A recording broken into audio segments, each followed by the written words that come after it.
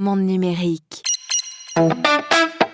Des téléviseurs, des robots, de l'intelligence artificielle à tous les étages, le CES 2026 a livré son lot de nouveautés comme d'habitude, mais maintenant que la poussière est retombée, que faut-il en retenir ? On va en parler. On va parler aussi de la tech américaine qui est partout, c'est pas nouveau, mais alors que les relations sont un peu tendues quand même entre l'Europe et les États-Unis, qu'est-ce qui va se passer et est-ce qu'on risque d'être privé un jour de cette tech américaine ? Du coup, est-ce qu'on pourrait s'en passer ?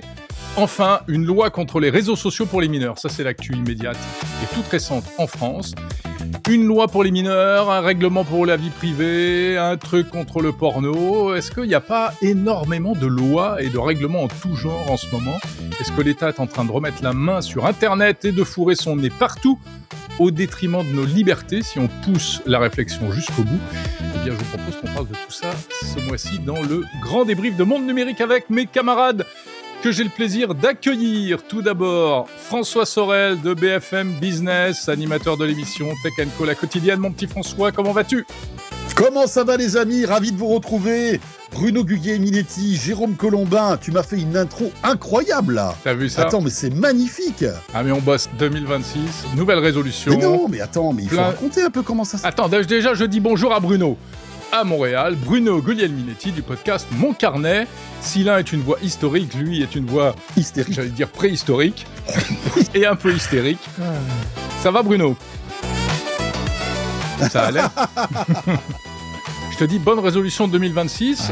Parmi les résolutions aussi, nouvelle musique de générique pour cette émission. Mais je vais vous expliquer pourquoi j'ai changé. Ça va vous intéresser. Je vous dis ça dans un instant. Voilà, allez, ouvrez grand vos oreilles, c'est parti pour le grand débrief du mois de janvier 2026, même si vous l'écoutez en février, c'est toujours valable. Cette émission vous est proposée avec le soutien de FreePro, le meilleur de Free pour les entreprises. FreePro, c'est un opérateur pour les indépendants, les TPE, les PME, mais aussi les grandes organisations à travers leurs solutions experts. Connectivité, cloud, télécom, cybersécurité, FreePro couvre l'ensemble des besoins numériques des entreprises avec des solutions souveraines. Les infrastructures, les technologies et les équipes sont opérées en France. FreePro maîtrise la chaîne de valeur des données de bout en bout. En plus, des équipes d'experts dédiés accompagnent les projets au plus près grâce à une dizaine d'agences réparties sur le territoire. Expertise, proximité, simplicité. Pour en savoir plus, rendez-vous sur freepro.com. Et merci à FreePro de soutenir le grand débrief de Monde Numérique. Bon, est-ce qu'on peut être un peu sérieux 2 minutes, là, au lieu de se fendre la poire en permanence ? Oui, c'est vrai, c'est vrai. Vous voulez que je vous dise pourquoi j'ai changé de musique ? Mais j'aimerais bien. En fait, c'est un vrai problème qui touche à des tas de problématiques vraiment digitales, si on peut dire. En fait, la musique qui servait de générique au grand débrief précédemment, elle venait d'un site spécialisé qui s'appelle, je sais plus comment, enfin bref, je l'avais acheté, c'est comme ça que ça fonctionne, tu payes pour avoir un droit d'utilisation. Donc j'avais la licence d'utilisation en bonne et due forme, mais malgré ça, tous les mois, à chaque fois, j'étais retoqué par YouTube qui m'expliquait que j'avais pas le droit d'utiliser cette musique ou qu'en tout cas, je devais prouver que j'avais le droit. Donc, évidemment, tu parles à des robots, donc il n'y a pas de négociation possible. Tu peux juste dire « mais si ». Et alors, tous les mois, je devais contester pour expliquer que « mais oui, j'ai droit de passer ça ». Donc, je collais la licence. Et puis, il me répondait 3 semaines après « ah, super, bonne nouvelle, personne n'a contesté ». Heureusement. Du coup, qu'est-ce que j'ai fait ? Et Bruno, ça va te parler. Je suis allé sur Suno, n'est-ce pas ? Musique générée par intelligence artificielle. Et là, j'aurais pas ce problème parce que la licence... j'espère que j'aurais pas ce problème, je croise les doigts. J'aurais pas ce problème, a priori, de reconnaissance. Ouais, mais est-ce que YouTube ne va pas considérer que c'est une musique qui appartient à quelqu'un et qui, elle appartient de à la personne. même manière... c'est dans les conditions d'utilisation de Suno. Oui, mais lui, comment va-t-il le savoir ? Il va entendre une musique, il va se dire, tiens, cette musique-là, elle doit bien être à quelqu'un, tu vois ? Non, mais c'est pas comme ça que ça marche. À moins qu'il détecte que ce soit de l'IA, peut-être ? Non, il détecte pas que c'est de l'IA, mais YouTube fonctionne par empreinte musicale. Donc en fait, c'est qu'il connaissait la musique qui servait de générique précédemment, et il disait « ouais, mais pourquoi tu l'utilises ? Je la connais, celle-là, elle est sous licence. » Et moi, je devais expliquer que oui, elle était sous licence, mais j'avais la licence. Et là, il y a pas c'est pas une licence au même titre, puisqu'en fait, la musique, elle est unique. En plus, elle est unique. Et l'auteur ne pouvait pas faire quelque chose auprès de YouTube ? L'auteur de la... si, peut-être, mais bon, voilà, au bout d'un moment, tu lâches l'affaire, quoi. Tu vois ? Ok. Voilà. Petite anecdote pour commencer cette émission. Les coulisses de Monde Numérique, mesdames, messieurs. Bon, comme chaque année, ce mois de janvier qui marque le coup d'envoi de la saison technologique, si on peut dire, était marqué par le fameux CES de Las Vegas, l'événement tech mondial. Vous y étiez, j'y étais, on y était. On raterait ça pour rien au monde, bien évidemment. Mais pour autant, ce CES 2026 était-il à la hauteur ? C'est un peu la question que j'avais envie de vous poser l'un et l'autre. Alors voilà, qu'est-ce que vous en retenez ? Votre impression générale, bon, ça date un peu, maintenant ça fait 3-4 semaines que c'est terminé. On a tous repris nos petites habitudes, mais avec le recul, ou sans le recul d'ailleurs, dans le feu de l'action, qu'est-ce que vous en pensez ? Qu'est-ce que vous en retenez, vous ? Qui veut commencer ? Bruno ou François ? Ah non, moi je vais entendre François parce que je ne l'ai pas entendu sur le sujet. Eh ben voilà, François, on t'écoute. Bon, déjà, c'était un CES toujours intense au niveau pro pour moi, enfin, et même pour vous, parce que c'est vrai qu'on a produit pas mal d'émissions. Moi, j'ai fait 4 Tech & Co, un De quoi je me mail. Enfin, il y avait beaucoup d'émissions à produire, avec beaucoup de sujets. Mais c'est vrai que on a eu ce débat d'ailleurs, je crois, dans Tech & Co, Jérôme, avec toi. C'était le fait qu'on était ou déçu ou moins déçu concernant ce CES. Moi, franchement, je l'ai trouvé intéressant. Je l'ai trouvé intéressant avec deux tendances qui m'ont marqué, mais je crois qu'on va tous se rejoindre là-dessus. C'est à la fois tout ce qui est, on va dire, accélération des véhicules autonomes, et on l'a vu avec Zoox qu'on a testé, vous et moi. L'annonce d'Uber qui veut pousser en fait les véhicules autonomes, c'est quand même assez intéressant. Le numéro 1 des VTC qui commence à présenter au CES de Las Vegas la voiture pilote, la voiture vitrine en tout cas des prochains véhicules autonomes, c'est intéressant. D'ailleurs, petite anecdote à ce sujet, j'ai reçu un sondage de la part de Uber il y a 2 jours, et vous savez ce que j'avais comme question ? Non. Je vous le donne dans le mille. Est-ce que vous, voilà. je sais pas. Est-ce que vous prendriez un véhicule autonome ? Est-ce que vous auriez peur ? Quelles seraient vos attentes là-dessus, etc., etc. C'est-à-dire que tout le sondage ne portait pas là-dessus, mais j'avais au moins 5 ou 6 questions sur le fait de nous préparer à avoir un véhicule autonome. C'est quand même massif. Et en plus, ils ne savaient pas que j'étais au CES de Las Vegas, tu vois. C'était vraiment, j'étais un client lambda d'Uber qui recevait en fait un sondage. Donc c'est quand même assez intéressant. C'est plus que... Enfin, c'est plus que de la science-fiction. Ils sont en train de préparer ça, tu vois. C'était Uber France ? C'était un sondage en français ? Oui, c'était Uber France. D'accord. C'est ça qui était intéressant, c'était Uber France, tu vois. Mais après, je pense qu'ils prennent énormément de data, qu'après, ils remontent au niveau mondial, tu vois. Mais bon, voilà, aujourd'hui, ils posent la question. Est-ce que vous avez peur de ça ? Est-ce que vous seriez en sécurité ? Enfin, des choses comme ça, tu vois, des questions basiques, finalement. Donc, tu as répondu non à tout, bien sûr. Tu as répondu qu'il était hors de question que tu montes dans une voiture sans chauffeur. Non, mais enfin, tous les chauffeurs de VTC qui nous écoutent ou qui nous regardent, c'est important de le savoir. C'est qu'on est à l'aube d'une révolution qui va impacter votre métier et votre activité, c'est certain. Alors, ça va pas arriver dans 1 an, ça arrivera pas dans 2 ans, mais moi, je projette ça à 5 ans, en fait. Et dans 5 ans, ça va changer. Ouais. Donc, véhicule autonome, première chose, oui, pardon. Vas-y, Jérôme. Non, vas-y. Je voulais faire une parenthèse, mais en fait, la parenthèse risque d'être longue. C'est justement sur. Moi, je trouve que c'est intéressant parce que ça a posé un peu le sujet des limites et des différents types de voitures autonomes. Faut pas oublier que ce qu'on a vu, par exemple, à Las Vegas, c'est ce qu'on appelle du niveau 4. Que les Waymo qui roulent à San Francisco, c'est aussi du niveau 4. Et que parce que je parle de ça parce que j'ai fait une vidéo qui a fait un peu réagir sur les réseaux sociaux à ce sujet en disant que on n'est pas encore au niveau 5, c'est-à-dire une voiture capable de rouler sans chauffeur, sans aucune intervention humaine, en toutes circonstances. C'est le en toutes circonstances qui est très important. C'est-à-dire sur n'importe quelle route, dans n'importe quel pays, dans n'importe quelle ville et par n'importe quelle condition météo avec n'importe quel événement survenant sur la route. Pour l'instant, ça n'existe pas. Il n'y a aucune voiture qui fait ça. Et ça a déclenché un peu une discussion avec les fans de Tesla qui sont montés au créneau pour m'expliquer que j'avais rien compris, en gros, parce que la Tesla, justement, qui n'a pas le même système, c'est vrai, ça on le savait, de fonctionnement que Waymo et autres, qui n'a pas besoin de s'entraîner pendant des milliers de kilomètres sur la zone où elle va rouler, mais qui n'a pas de lidar aussi. Et qui n'a pas de lidar, qui fonctionne uniquement avec de la vidéo et de l'intelligence artificielle, eh bien, n'avait pas ces limitations-là. Bon, après, on peut en débattre parce qu'en plus, bizarrement, quand même, moi, j'ai rien contre Tesla, hein, c'est pas le sujet, mais l'autopilote, le FSD de Tesla, n'est reconnu qu'une autonomie de niveau 2, donc c'est même encore inférieur. C'est-à-dire qu'ils n'arrivent pas à passer les barrières réglementaires. Enfin, la question du niveau, c'est pas du règlement, c'est de la technologie. C'est une association d'ingénieurs internationale qui définit ça. Mais c'est là-dessus que se basent les États pour définir leur réglementation. Et Tesla, pour l'instant, n'arrive pas à passer la barre parce qu'ils sont encore considérés comme du niveau 2, alors que Elon Musk nous dit, essaie de nous faire croire que c'est meilleur que Waymo. Donc c'est intéressant quand même ce débat sur la voiture autonome. Il y aurait presque de quoi en faire une émission complète. Désolé pour cette parenthèse un peu. Donc on est loin en fait du robot taxi que Elon Musk a présenté il y a 1 an ou 2. Tu te rappelles, en grande pompe dans les studios de Warner. C'est pour ça qu'on n'en entend pas parler, c'est qu'il n'arrive pas à avoir les certifications. Parce que même s'il y croit. C'est très bien, qu'il y croit, tant mieux pour lui. Mais tant qu'il n'a pas les certifications, on peut pas considérer que ces véhicules à lui soient des véritables robotaxis, en fait. Tout à fait. Et donc, il ne peut pas être largué comme ça dans la nature. Voilà. Bon, voilà pour la voiture autonome. Bruno, si on revient un peu sur le CES... non, mais moi, je voulais entendre son deuxième élément, François, là, parce qu'on est resté sur la voiture autonome. Bruno, il est venu en spectateur, tu sais. Oui. Il y avait de la place ici, alors j'ai dit... Moi, il est venu pour nous écouter. Non, mais tu vas pas t'en tirer. On veut ton regard de Nord-Américain. On l'écoutera attentivement après.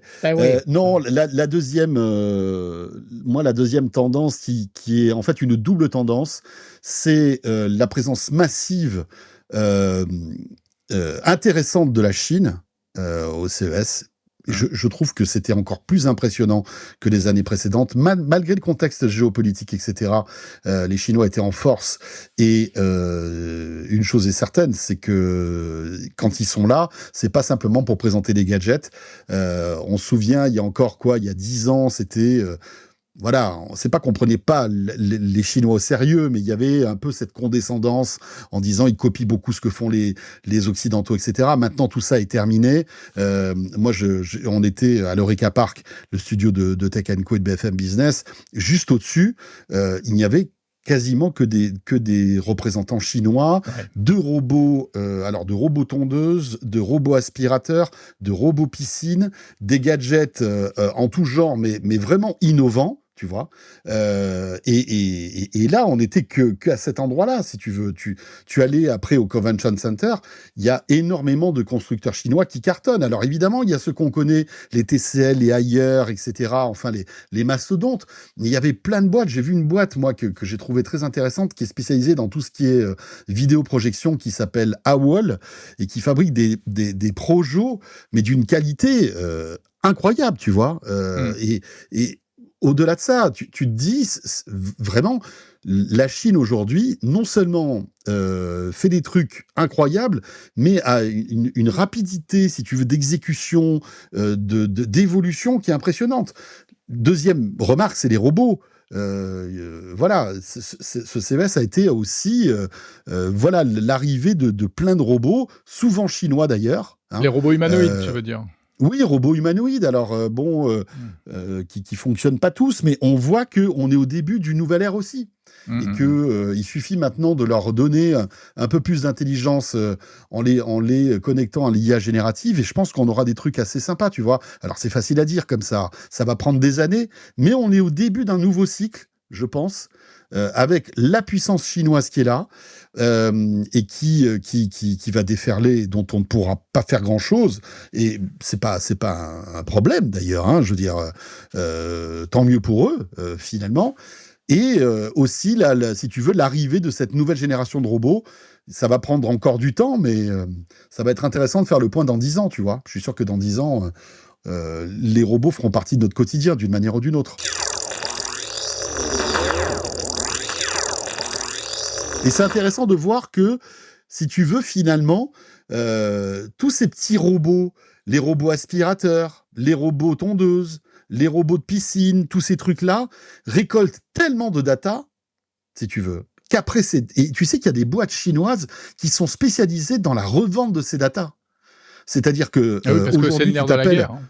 Toi, demain, tu montes, tu as décidé de créer des robots aspirateurs, ok ? Tu vas faire toute l'électromécanique, mais après l'intelligence de ce robot aspirateur, je crois qu'il y a 2 boîtes en Chine qui récoltent toutes les données et qui revendent ça, mais qui vont vendre ça à tous les géants, si tu veux, des robots aspirateurs, tu vois ? Et donc, toute cette data, tu arrives à l'enrichir, et après, tu vas pouvoir créer des robots humanoïdes avec. En tout cas, si tu veux, il y a plein de... Je pense qu'il y a plein de points communs entre toute cette data-là pour les robots, on va dire, qui sont au ras du sol, et ceux qui sont, on va dire, un peu plus à hauteur d'homme. Ça va être intéressant, je pense. Avec un petit bémol, François, je ne sais pas si tu as vu une intervention récente de Yann Lequin. Alors désolé, je cite souvent Yann Lequin, mais parce que je trouve c'est lui qui a un point de vue divergent par rapport à une forme de consensus autour de l'intelligence artificielle. Et il dit que dans la Silicon Valley, notamment, lui, il parle pour la partie américaine, tout le monde s'excite sur les robots humanoïdes, mais qu'il y a aucun constructeur qui est capable, en fait, aujourd'hui, de sortir un vrai produit qui soit suffisamment intelligent parce que c'est au niveau, ok, tu as l'électromécanique, tu as la batterie, tu as les datas dont tu parles, mais le nerf de la guerre, enfin pas le nerf de la guerre, le moteur véritablement cognitif de tout ça, si on peut dire, c'est-à-dire l'IA, n'est pas à la hauteur. Et bon, c'est toujours la même chose pour expliquer qu'en gros, c'est basé sur la logique des LLM, etc. Oui. Tu les entraînes avant et tu les fais travailler après. Et c'est pour ça que lui prône cette IA ambiante, en fait, cette IA les world models qui intègre tous les sens, finalement, que ce soit la vue, multimodal, oui, exactement. Donc, est-ce que les LLM actuels vont pouvoir s'enrichir avec de la multimodalité pour être suffisamment puissants pour justement remplir ces missions-là, ou bien est-ce qu'il faut changer de paradigme ? Lui, sa théorie, c'est de dire qu'il faut changer de paradigme, que ça va dans la mauvaise voie. Mais le constat est là, c'est qu'ils sont pas très intelligents, ces robots, ceux qu'on a vus à Las Vegas. Mais il n'y en a aucun qui se déplace tout seul.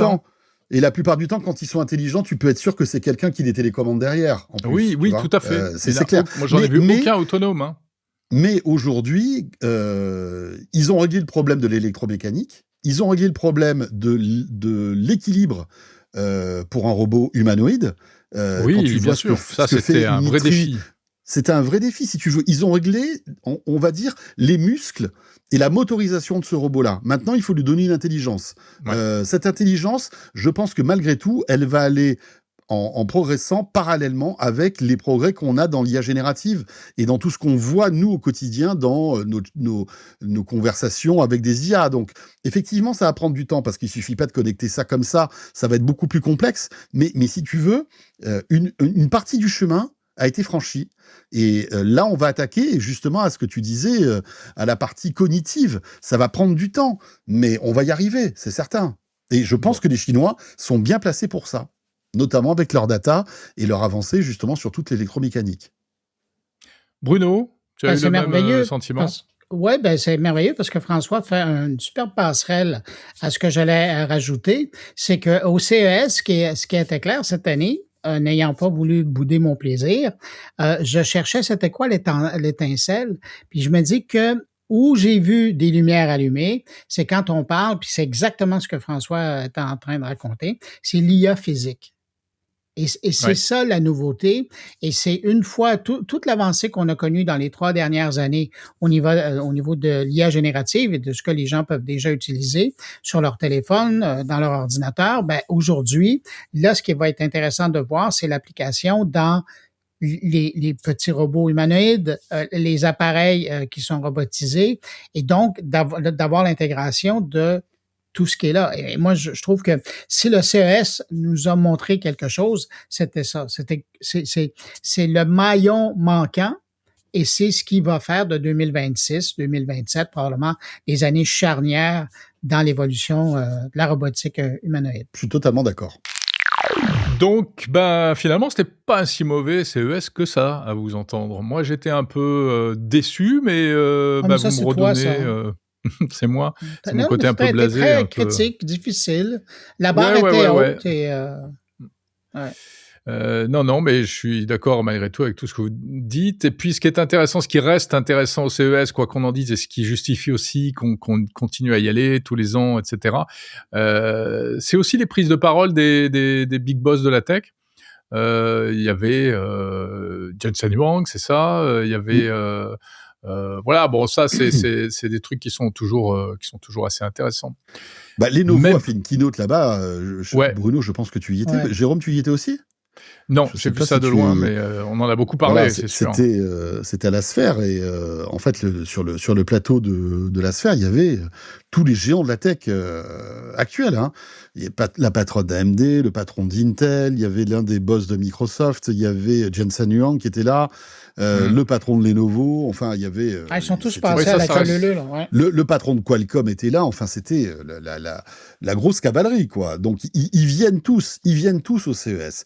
Et si tous ces dirigeants des plus grosses big tech américaines et mondiales viennent, c'est qu'il y a une raison, tu vois. Ça se passe encore ici, ça se passe encore au CES, je pense. Ouais. Tout à fait. Alors, autre événement en ce mois de janvier, les amis, le Forum économique mondial de Davos. Pourquoi je vous parle de ça? Parce que, bon, traditionnellement, c'est un événement plutôt politique, économique, hein. Mais cette année, vous ne me contredirez pas, les stars, c'était justement les grands patrons de la tech. Ils étaient tous là, Sam Altman, Elon Musk, Jensen Huang, Satya Nadella, Demis Hassabis de Google DeepMind, Dario Amodei d'Anthropic, etc. Avec des prises de parole que moi, j'ai trouvées hyper intéressantes. Mais, et c'est là où je veux en venir, pendant que ces braves gens nous expliquaient leur vision du monde et puis surtout nous présentaient toutes les technologies géniales et formidables sur lesquelles ils travaillent, eh bien pendant ce temps, en Europe, je ne sais pas si vous avez remarqué, c'est exactement au même moment, très précisément le 22 janvier, une résolution du Parlement européen pour dire qu'il y avait un gros problème, on dépend trop des technologies numériques américaines, et vu ce qui est en train de se passer, vu les menaces de Donald Trump, le Groenland, etc., il faut aujourd'hui quasiment se poser la question de savoir si on risque pas un jour, d'en être privé, et 2, est-ce qu'il faudrait pas s'en affranchir avant? Donc voilà, je voulais qu'on aborde un peu ce sujet qui me paraît assez intéressant parce qu'il est vraiment dans la vie des gens où il va l'être, les entreprises, mais aussi les particuliers. Est-ce que il faut se préparer à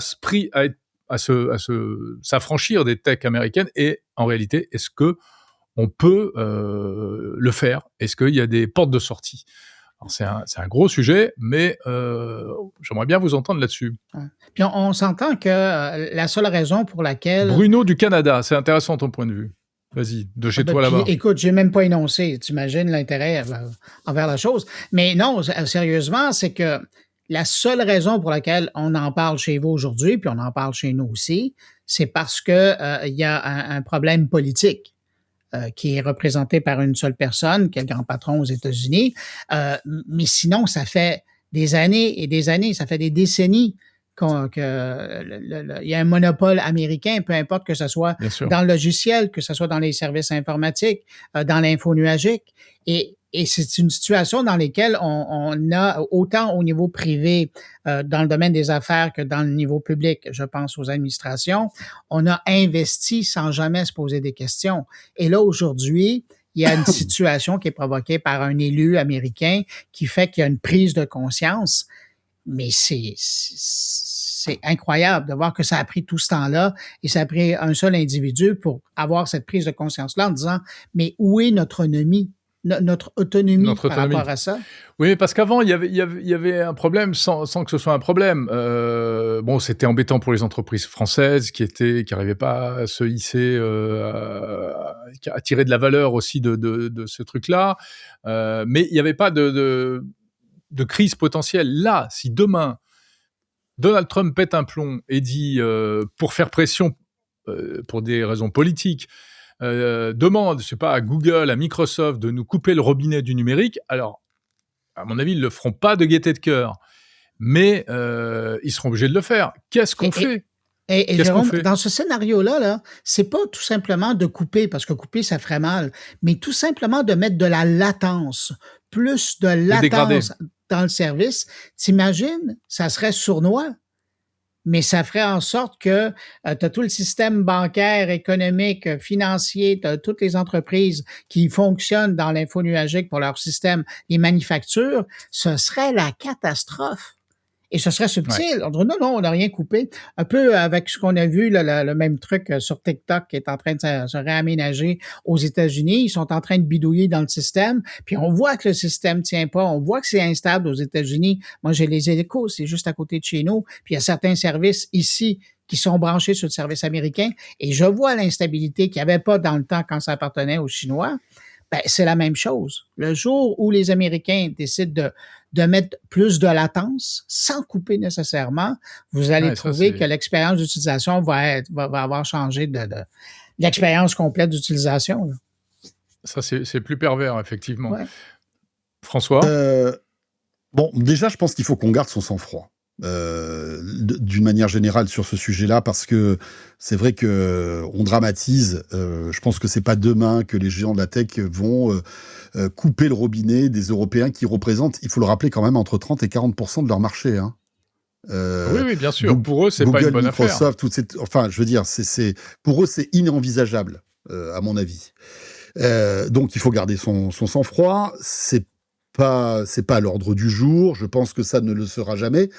Mais admettons que la situation continue à se dégrader. Moi, je vois un scénario un peu à la, comment dirais-je, à la cloud européen d'AWS. Je ne sais pas si vous avez suivi cette histoire-là. AWS, sentant le vent tourner, ils sont très malins quand même. Et au-delà de ce vent qui tourne, se sont dit, tiens, on va créer une entité avec le meilleur des services d'AWS, mais une entité qui n'est plus américaine.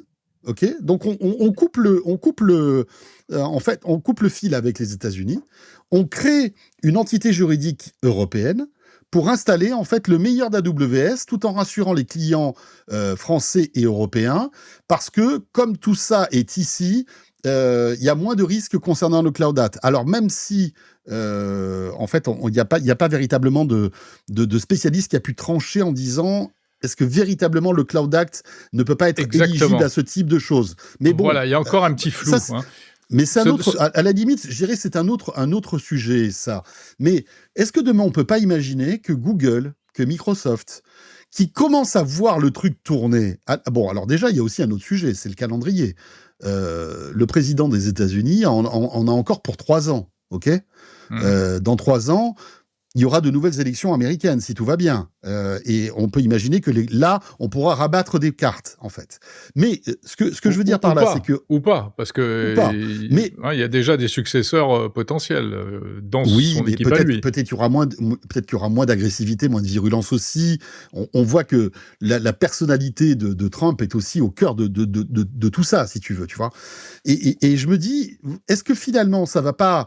donner envie à ces géants américains, finalement, de se décentraliser et de créer des entités, si tu veux, juridiques plus protectionnistes pour les différents continents, pour ne plus être dépendants, en fait, de décisions d'un seul gouvernement. Parce que quand tu vois des Google, des Microsoft, des Apple, c'est des boîtes qui sont tellement plus puissantes que des États. Finalement, il faut qu'elles arrivent à trouver une solution à ne pas être dépendantes d'une décision politique. C'est pas possible, tu vois. C'est pour leur business.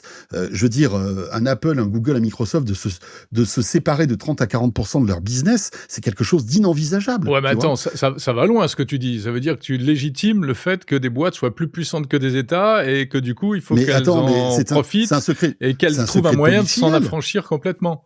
C'est un secret polichinelle. Enfin, je veux dire, aujourd'hui, la valorisation d'une boîte comme Apple ou Google ou Microsoft, c'est d'une puissance phénoménale. Mais pour l'instant, on arrive encore un peu à tenir le chien fou grâce à la réglementation et surtout nous, Européens, puisqu'on n'a que ça. Donc, mais peut-être qu'ils préféreront, à ce moment-là, on va dire, courber les chines face à la réglementation européenne, mais ne pas se priver de ce marché européen. Ouais. Après, comme l'a dit Macron, nous, au moins, il y a des règles, quoi. Parce que après, le fantasme, après je vous laisserai la parole, mais après le fantasme, on va dire extrême, c'est de se dire, on coupe les robinets américains, on s'en fout, on a ce qu'il faut. Non. Qu'est-ce qu'on fait aujourd'hui sans les technologies américaines ? On devient c'était ma question. on devient un pays du tiers-monde. Je suis désolé. C'est triste. Mais ça, on va pas revenir sur l'héritage totalement raté de l'innovation technologique européenne. C'est-à-dire que quand Google est arrivé, on a essayé de lancer un truc qui s'appelait Exalid. Hein. Jérôme, tu t'en souviens, et même Bruno, on en a parlé pendant des mois de ce moteur de recherche européen qui a été un four complet parce que les Européens ne se sont pas entendus entre eux. Après, il y a eu Quant, n'en parlons même pas parce que ça devient risible et voilà, le sujet ne prête pas à la rigolade et aux blagues. Et tout le reste, en fait, on a à aucun moment on s'est dit il y a 20 ans, bon ben voilà, on commence à avoir des technologies émergentes aux États-Unis, on va essayer de créer les nôtres. À aucun moment il y a eu cette situation-là. Et après, les réseaux sociaux sont arrivés, ils venaient d'où? Des États-Unis, ils sont venus ici. La technologie, Apple, enfin tout ce qu'on voit et aujourd'hui c'est comment te dire, c'est infusé dans notre société, dans notre être. Je veux dire, aujourd'hui tu peux pas dire à n'importe qui, à quiconque, de te priver d'un téléphone Android, d'un téléphone iOS, des services de Google, de Microsoft et de j'en passe et des meilleurs, tu vois. C'est impossible. Il nous resterait Spotify. Éventuellement, oui, on pourrait vivre avec de la musique, mais qui est en grande partie américain en plus, hein. Enfin qui est... Non, Spotify c'est une boîte européenne. C'est suédois, oui, à l'origine, oui, c'est sûr. Non, mais tu vois, c'est ça le truc. Je sais pas ce que vous en pensez, mais aujourd'hui, c'est trop tard. Ou alors, il faudrait peut-être faire le point dans 50 ans si aujourd'hui l'Europe décide d'investir dans un Google-like, un Microsoft-like, je sais pas quoi. Moi, je sais pas etc. si c'est trop tard. Je sais pas si c'est trop tard. C'est vrai qu'il y a plusieurs strates, hein. On est d'accord. Il y a les forces de stockage et de calcul, les data centers, etc. Donc le AWS dont tu parles, là, c'est notamment le cloud souverain européen d'AWS. Il y a aussi ce qui est la partie la plus visible pour tout le monde, qui est les logiciels qu'on a sur nos smartphones ou sur nos ordis, les suites bureautiques. Par exemple, les suites bureautiques, il y a des alternatives françaises. Il y en a, des vraies alternatives. Et aujourd'hui, ces trucs-là, qui étaient le top du top de l'hyper-technologie à une époque, ne l'est plus. C'est presque aujourd'hui devenu de la commodité. Et c'est ce qui permet aussi à d'autres d'arriver. Moi, j'avais dressé une liste des alternatives françaises aux suites bureautiques. Tu as du Jamspot, OnlyOffice, OneDrive, GoFast, etc. Tous ces trucs-là qui sont pas très connus. Après, ils ont un autre problème, c'est qu'ils sont pas connus. Et il y a un vrai souci d'ailleurs en ce moment, c'est la relation avec l'État qui développe ses propres applicatifs. Ouais, alors ça, c'est n'importe quoi. Avec Visio. Où est la commande publique? Où est la commande publique, voilà. Mais ça, on en parle avec Bruno dans nos podcasts respectifs cette semaine. Dans notre petit débrief transatlantique, c'est un vrai sujet, tout à fait. Mais Jérôme, c'est très bien, tu as raison. Et il faut saluer ces initiatives qui sont locales, nationales. Mais comment veux-tu te battre à armes égales face aux milliards, aux dizaines de milliards d'investissements des boîtes comme Google, comme Microsoft, etc. On n'est pas à armes égales. Mais on a d'autres armes. On a d'autres armes. On a un truc. Et on a notamment un truc en commun avec les Chinois et qui fait très peur aux Américains aujourd'hui, qui est l'open source. Alors, je vais pas moi me faire l'apôtre de l'open source, etc. Ça pourrait en surprendre certains, mais c'est une réalité. Je veux dire, et notamment dans l'intelligence artificielle. Et ça, c'est un peu l'arme du faible, l'open source. C'est un peu l'arme du challenger. Mais aujourd'hui, elle représente peut-être un avenir intéressant et une voie intéressante, et vraiment intéressante. C'est ce qui fait d'ailleurs qu'il y a une espèce de convergence d'intérêts entre les Européens et les Chinois. Et les Chinois comptent beaucoup là-dessus. Mais ça, c'est pas sûr que ça se fasse malgré tout de manière très, très, très, très fluide. Donc il y a quand même cette histoire-là. Et je pense que, moi, j'ai déjà eu l'occasion de le dire avec Bruno, puis c'est peut-être, alors peut-être je suis déformé, c'est un tempérament un peu optimiste, mais je pense qu'il y a beaucoup de technologies où les Américains ont ouvert la voie avec leurs milliards de dollars, etc. Et ils ont encore une grande longueur d'avance, mais il y a beaucoup de choses qui aujourd'hui, à fabriquer un téléphone portable, c'est à la portée de n'importe qui. Enfin, tu peux faire ça en Chine ou ailleurs. Mais non, je suis pas d'accord. Tu mets quoi comme OS? Qu'est-ce que tu mets dedans? L'OS, oui. Mais regarde ce qu'a fait Huawei. Bon, c'est Huawei, ils ont plein de moyens, etc. Qu'est-ce que tu fais d'un smartphone sans OS? Non, mais il y a des OS. Tu peux mettre des OS. Tu peux mettre un OS. Tu peux mettre un Android pur. Il y a des trucs. Il y a des initiatives dans ce domaine. Hein. Android, c'est de l'open source au départ. Alors, regarde comme Huawei a galéré lorsqu'ils ont eu le ban américain. Mais ils y sont, parce que... plus ou moins, en tout cas pas pour l'Occident, parce qu'aujourd'hui, tu achètes un téléphone Huawei en France, tu galères, hein. C'est moi qui te le dis. Non, parce que nous, on a aucun intérêt. Jusqu'à présent, on n'avait aucun intérêt à acheter un téléphone Huawei. On a Android et Google et iPhone, donc on n'a pas d'intérêt. Je sais pas. Non, donc, mais bon. Mais tu veux dire par là quoi, qu'on pourrait jeter notre iPhone ou notre téléphone Google à la poubelle je pense qu'il arrivera un jour souveraine. Il arrivera un jour où ce sera envisageable, ouais. Et c'est pas un souhait ou quoi que ce soit. Hein. Moi, j'adore mes joujoux américains. Bruno, qu'est-ce que t'en penses ? Imagine un smartphone créé en France.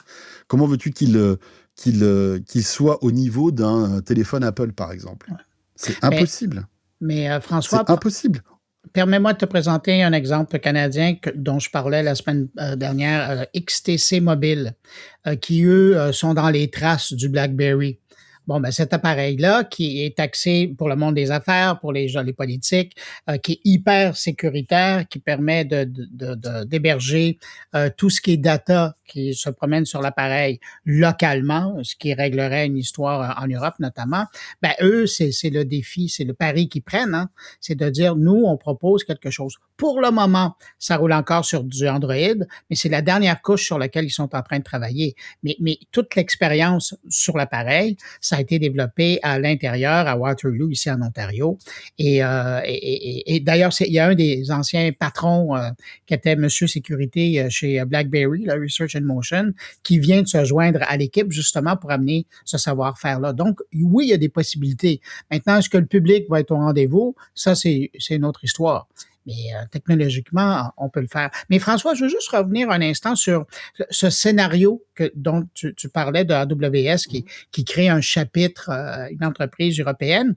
Moi, c'est drôle, mais quand j'ai vu passer cette nouvelle-là, ça m'a fait penser à une histoire malheureuse qui est en train de se passer entre le Canada et la France, où et ça concerne les gens de OVH Cloud, où OVH Cloud Canada, qui se retrouve dans une fâcheuse situation parce qu'il y a un juge canadien qui a dit, là, vous allez me sortir des informations qui sont hébergées sur vos serveurs en France parce que ça concerne un cas canadien.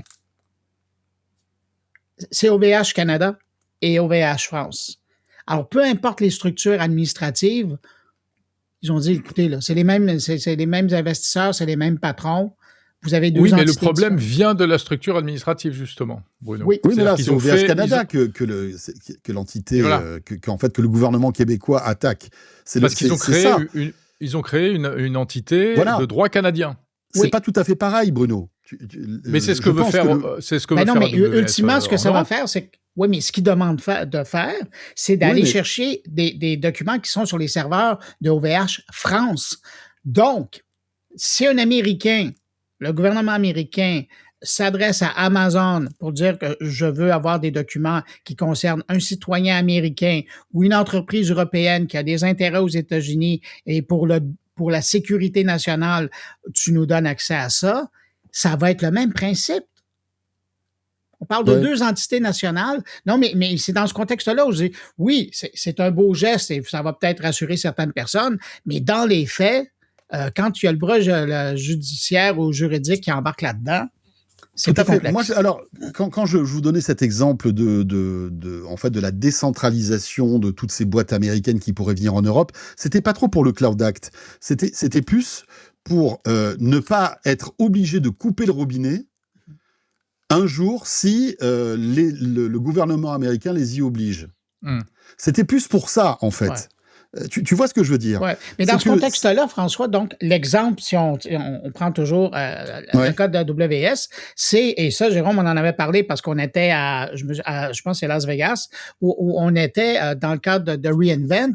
Là, ce qu'ils ont annoncé à ce moment-là, c'est qu'ils vont offrir une possibilité d'avoir l'entreprise, son client, va avoir ses serveurs dans ses locaux, sur son territoire, et AWS va y offrir son infrastructure et son savoir-faire.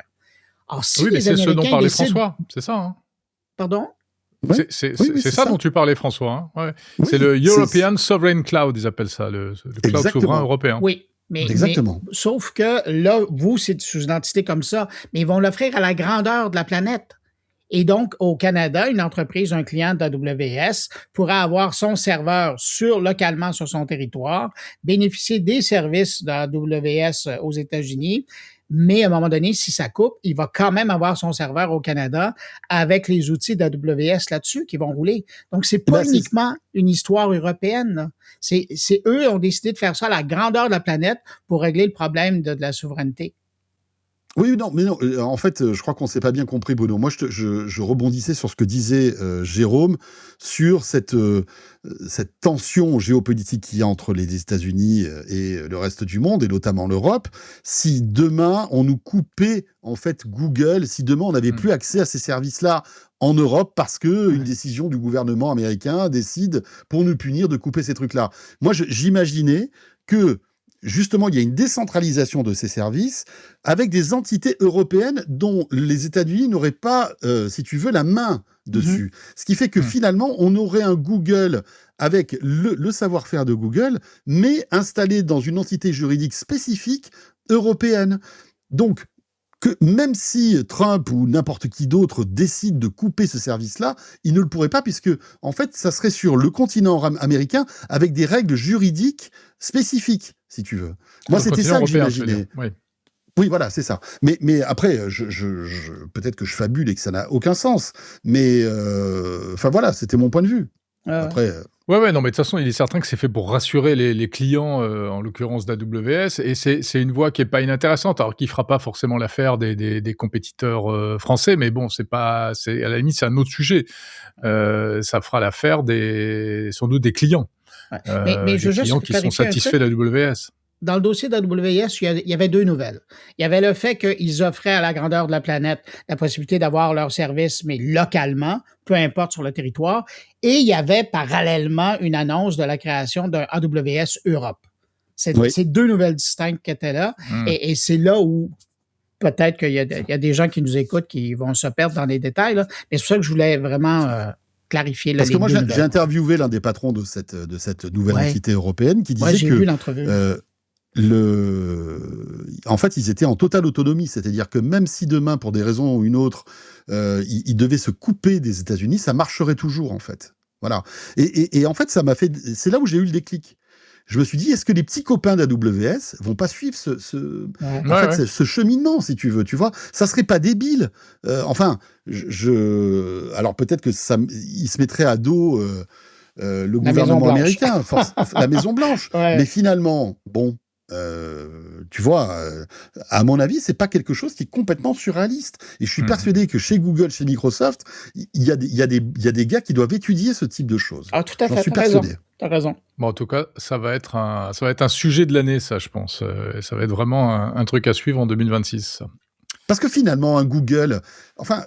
Encore une fois, quand tu prends le recul, Google est une boîte américaine, mais c'est une boîte mondiale. Je veux dire, eux, aujourd'hui, leurs ambitions vont bien au-delà d'un continent, si tu veux. Et c'est une boîte qui va apporter des services à des milliards de gens. Et se retrouver étriqué comme ça, sous le joug, en fait, d'une décision politique d'un seul pays, c'est pas dans leur intérêt. Enfin, je veux dire, les ambitions de ces boîtes-là sont bien plus grandes, à mon avis. Et je pense que juridiquement, ils doivent réfléchir à quelque chose. Je pense. Oui, justement, dans le contexte où on est encore pour 3 ans, il y a cette réflexion à avoir, puis il y a peut-être de passer à l'acte. Auparavant, ils n'avaient pas de problème parce que la Maison-Blanche gardait quand même un certain bras entre leur réalité et c'est ça. Exactement. Ils n'étaient pas aussi interventionnistes, finalement. Exactement. Mais après, on verra. Après, pour rebondir à ce que disait Jérôme, effectivement, on peut imaginer avoir notre suite de travail européenne, française. Ouais, parce qu'il y a des trucs. Il y a pas mal de trucs. Il y a Proton aussi pour le mail, etc. Il y a pas mal de choses. Mais ça marchera pas pour tout. Ça marchera pas pour tout, je pense. Non, bien sûr que non. Et puis, il reste le problème de Windows. Hein. Windows sur 70% ou 75% des PC en Europe et Jérôme, notamment Windows, dans les entreprises. Oui, en fait, le problème, c'est l'OS, finalement. Oui. Je pense que l'OS est plus un problème que le hardware. tu vois. Et puis sans compter après tout le soft qui tourne sur ces machines, sur cet OS. C'est ça le problème. Enfin on verra. Peut-être mais c'est passionnant, tout ça. Ouais. Et puis peut-être que, comme le disent certains, toutes ces incertitudes sont bonnes, vont être bonnes pour l'Europe, finalement, en nous mettant un peu le feu aux fesses. C'est dans ce genre de situation que parfois il peut en sortir des choses intéressantes. En tout cas, s'il ne ressort rien, c'est que là, franchement... c'est qu'on mérite pas de survivre. Non, il y a un gros problème. Nous, les Européens. Oui, je suis d'accord. Voilà. Je suis d'accord. Allez, on passe à la suite. Alors en France, ce mois de janvier se termine sur une affaire dans un tout autre domaine, une affaire qui fait pas mal de bruit. C'est cette nouvelle loi pour interdire les réseaux sociaux aux mineurs. Une loi votée à toute vitesse à l'Assemblée nationale. Elle doit encore passer au Sénat et puis suivre un peu son parcours législatif. Mais grosso modo, elle devrait probablement entrer en vigueur dans le courant de l'année. Est-ce qu'elle sera appliquée et applicable ? Ça reste une question. Mais surtout, là où je veux vous emmener, c'est que au-delà de cette loi pour les mineurs, il y avait eu, rappelez-vous avant, la loi pour protéger les mineurs contre le porno. Et puis, il y a aussi tout cet arsenal européen qu'on connaît, le RGPD, DSA, le projet Chat Control aussi qui est dans les cartons. Est-ce que les réglementations de plus en plus coercitives ne sont pas en train de se multiplier? Est-ce que finalement l'Internet qu'on a connu et qu'on a un peu rêvé n'est pas définitivement un rêve qui s'est envolé? Les États ne seraient-ils pas en train de souffler la fin de la récré? Et au-delà de ça, est-ce que c'est la fin d'une forme de liberté sur Internet? Est-ce qu'on doit s'en inquiéter? Alors, j'ai pas l'habitude forcément d'aller sur ce genre de thématique, mais tiens, je me suis dit, allez, on pose la question et puis on voit comment on y répond. Non, mais c'est un sujet évidemment capital. Où commence la liberté, où commencent les interdits. C'est un problème complexe. Et puis chacun a son point de vue là-dessus, tu vois. Je veux dire, lorsqu'on a décidé d'interdire la cigarette dans les bars ou interdire la vente de l'alcool aux mineurs. Effectivement, il y avait des gens qui étaient contre, d'autres qui étaient pour, si tu veux. Et je pense que la société évolue avec de nouvelles contraintes. Aujourd'hui, la contrainte, c'est les réseaux sociaux. Quand je constate autour de moi, et je pense que vous êtes d'accord avec moi, les dégâts que causent aujourd'hui les réseaux sociaux... alors certains disent que non, c'est pas vrai, qu'il n'y a pas d'études qui prouvent que ça ait vraiment un effet. Mais soyons peut-être un peu réactifs et pragmatiques. Essayons de mettre peut-être une certaine réglementation avant justement qu'on se rende compte que c'est une catastrophe.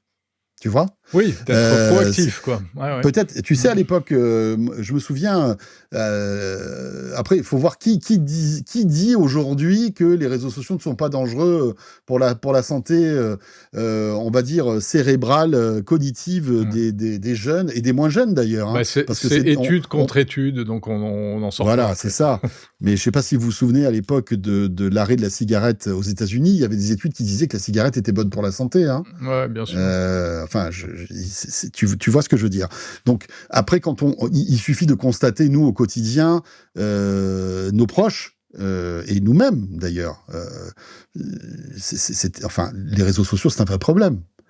Il devient courant aujourd'hui de voir des jeunes qui restent 5, 6, 7 heures sur leur téléphone par jour, à faire quoi ?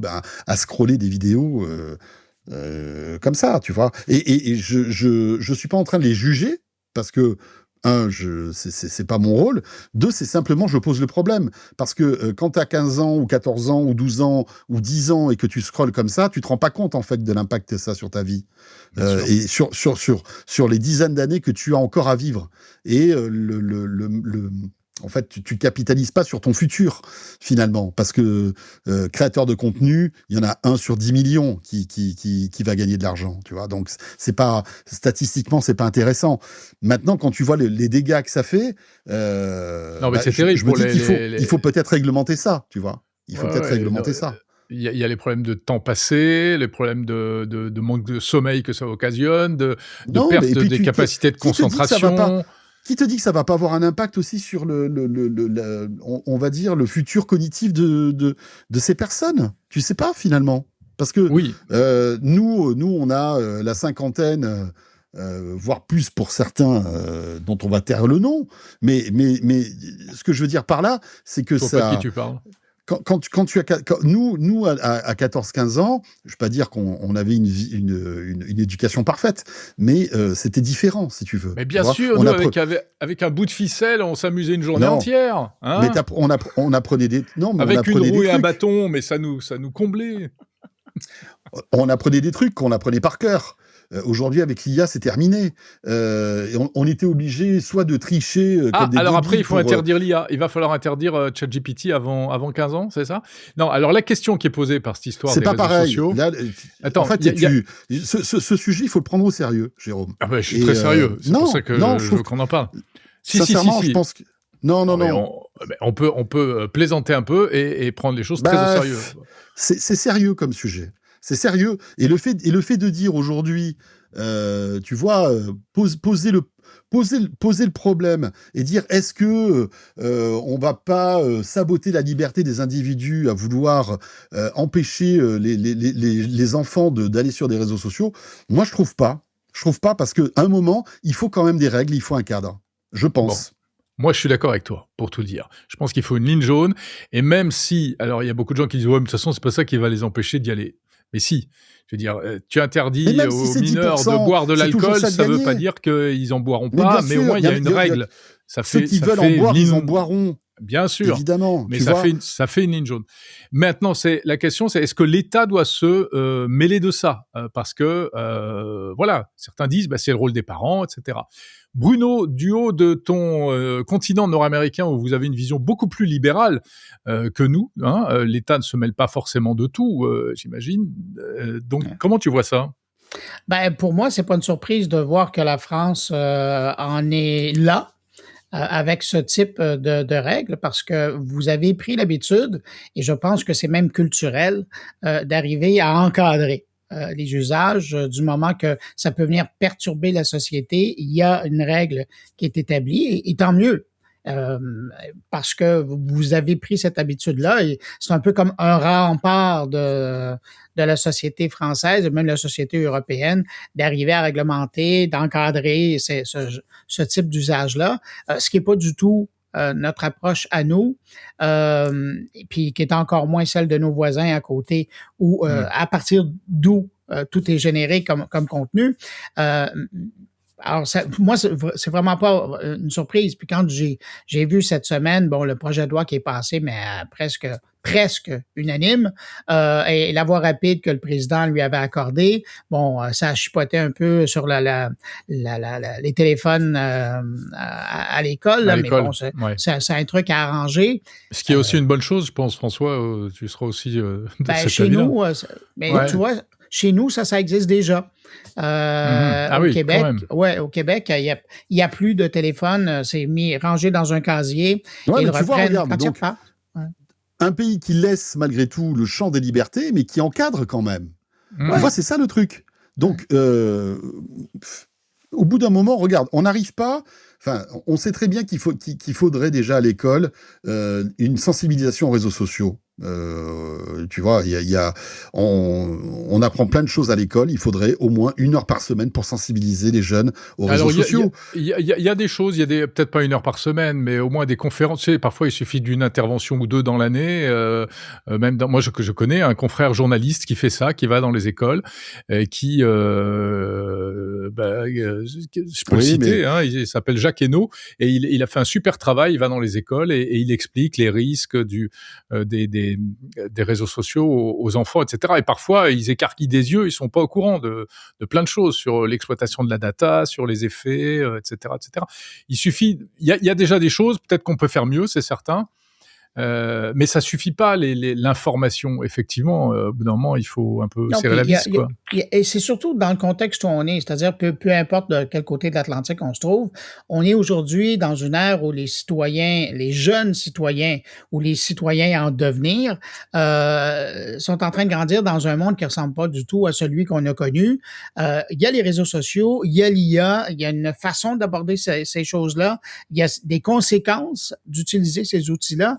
Et je pense que ça doit faire partie du cursus pédagogique auquel mais bien sûr, le jeune futurs citoyens, qu'ils soient français ou canadiens, ben est déjà, puis moi je suis toujours à la renverse, quand je regarde en Chine et aux États-Unis, il y a déjà de la formation au niveau du primaire, au niveau de l'utilisation de l'IA, puis chez vous, puis chez nous, ben il n'y en a pas encore. Mais évidemment, que ce soit l'IA ou les réseaux sociaux, et je pense qu'il y a deux choses. Oui, il faut encadrer les réseaux sociaux et peut-être les interdire aux moins de 15 ans. Voilà. Alors même si il y a que 10% des ados qui n'y auront plus accès, ou 15% ou 20%, ça sera déjà pas mal. Et puis, tu disais, oui, il y a des interventions qui sont faites par des journalistes, etc. Mais est-ce que c'est partout? Est-ce que c'est officialisé? Est-ce que c'est réglementé? Non, moi, je pense c'est au bon vouloir des établissements. Oui, mais non. C'est comme si tu disais un établissement, si vous voulez, vous faites des maths. Et puis si vous trouvez que c'est pas intéressant, vous le faites pas, tu vois. Non, ça doit rentrer dans un vrai programme pédagogique. Ça doit être inscrit dans le programme de l'éducation nationale. Et je pense que c'est 1 heure par semaine. Et pourquoi 1 heure par semaine? Parce que tout ça est tellement lié à l'actualité. Tu racontes l'actualité liée aux réseaux sociaux. Tu racontes, tu prends des exemples concrets. Et chaque semaine, je peux te garantir que tu peux trouver un exemple. Tu éditorialises un exemple et tu expliques. Tu leur dis, tu dis aux jeunes, écoutez, aujourd'hui, combien de temps vous avez passé sur les réseaux sociaux? En fait, il faut avoir confiance aussi à la responsabilité des jeunes. Je pense qu'ils ne se rendent pas compte parce qu'il y a un manque de communication. Mais si tu leur ouvres les yeux en leur expliquant tous les travers des réseaux sociaux, le danger, l'addiction, etc., même s'il y en a que 10 ou 15% qui comprennent le sujet, allez hop là, ça fera 10 ou 15 en moins, tu vois? Oui, et puis au-delà de ça... Et c'est bon à prendre. Et puis au-delà de ça, quand on est jeune, on peut avoir de la réflexion et tout, c'est vrai, mais on n'a pas toujours envie et même la force morale pour s'appliquer à soi-même ces règles-là. Je veux dire, c'est aussi le plaisir de la jeunesse de faire des choses. On sait que c'est pas bien, mais on le fait parce que voilà, on a envie de le faire. T'as raison, Jérôme, t'as raison. Mais aujourd'hui, mais je dis pas que c'est bien. C'est là où je te dis qu'il faut un cadre et qu'il faut des parents sévères. Enfin, sévères. En tout cas, il faut des parents qui tiennent bon, mais je pense etc. Il faut pas tout remettre sur la tête des parents, parce que les parents, il y a autant de parents différents que d'enfants. Donc, bien sûr. Tu vois, il y a des parents qui vont faire attention, d'autres pas parce qu'ils n'ont pas le temps, parce qu'ils s'en foutent, parce que voilà, c'est comme ça, c'est la vie, voilà. Mais je pense que il faut aussi il y ait que l'éducation nationale, qui est, on va dire, un bien pour tous et gratuit, prennent le temps d'expliquer les dégâts que ça peut causer. Et pas une fois tous les 3 mois avec un conférencier qui vient. Non, c'est une heure par semaine. Alors, ça nécessiterait, tu vois, du travail, parce qu'il faudrait s'accrocher à une actualité, raconter tout ça, expliquer l'impact que ça peut avoir sur la société, sur une actualité, prendre, tu vois, des exemples. Des exemples, on en a toutes les semaines. Comme on l'a fait pour l'environnement, en fait. Exactement. Exactement. Dans les écoles, il y a eu une grosse sensibilisation, aux questions environnementales, et il faudrait la même chose pour le numérique. Ouais, tout à fait. Mais alors, cela dit, juste... attends, Bruno, juste, je te redonne la parole, mais juste un instant. Interdire les réseaux sociaux aux moins de 15 ans, faut en être conscient, ça va tous nous impacter, nous, utilisateurs européens. Ça voudra dire qu'on devra tous prouver qu'on a plus de 15 ans. Et c'est ça aussi qui est derrière. Et c'est là où on retrouve, alors... on retombe sur le problème de l'identification, d'une manière ou d'une autre, et suite à l'interdiction à l'accès du contenu pour adultes. C'est toujours pareil. Et avec le portefeuille numérique européen, qui est... Alors, il faudra qu'on fasse un sujet entier là-dessus, qui est un sujet vachement intéressant, en fait. Parce que c'est pas mal ce qui se prépare. Essayons d'avoir une technologie à nous, là, pour le coup, ça serait bien. Ah, là, on n'aura pas le choix. Il faut que ce soit des technologies européennes. Non, mais ça serait bien. Voilà. Bruno, encore un mot? Ouais, non, je voulais vous ramener en Australie parce que c'est quand même eux qui ont mis en place. C'est eux qui ont commencé.